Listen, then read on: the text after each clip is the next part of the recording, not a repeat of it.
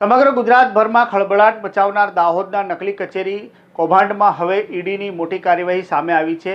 Enforcement directorate ED દ્વારા કથિત કૌભાંડ સાથે સંકળાયેલા આરોપીઓની 22.70 કરોડની સ્થાવર જંગમ મિલકત જપ્ત કરવામાં આવી હોવાની માહિતી સૂત્રો દ્વારા જાણવા મળી રહ્યું છે। પ્રાપ્ત માહિતી મુજબ વર્ષ 2017 થી 2023 દરમિયાન છોટાઉદેપુર તેમજ દાહોદ જિલ્લામાં સિંચાઈ વિભાગની નકલી સરકારી કચેરીઓ ઊભી કરીને સરકારી ગ્રાન્ટ અને વિકાસલક્ષી કામોમાં કથિત ગેરરીતિ આચરવામાં આવી હતી। દાહોદ જિલ્લામાં પણ 3 તાલુકામાં 6 અલગ અલગ નકલી કચેરીઓ સિંચાઈની ઊભી કરવામાં આવી હતી। આ કચેરીઓ મારફતે પ્રાયોજના વહીવટદાર કચેરી હેઠળ આશરે 25 કરોડથી વધુના 268 જેટલા કામો ફાળવવામાં આવ્યા હોવાનું પોલીસ તપાસમાં સામે આવ્યું હતું।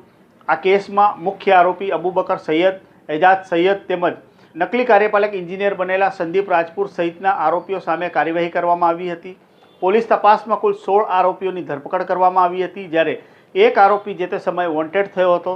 આ તપાસ દરમિયાન સરકારી બાબુઓમાં નિવૃત્ત આઈએએસ અધિકારી બીડી નીનામા અને આઈએએસ અધિકારી સંજય પંડ્યા તેમજ કાર્યપાલક એન્જિનિયર ઈશ્વર કોલચા તેમજ પ્રાયોના વહીવટદાર કચેરીના કર્મચારીઓ સહિતના નામો પણ સામે આવ્યા હતા।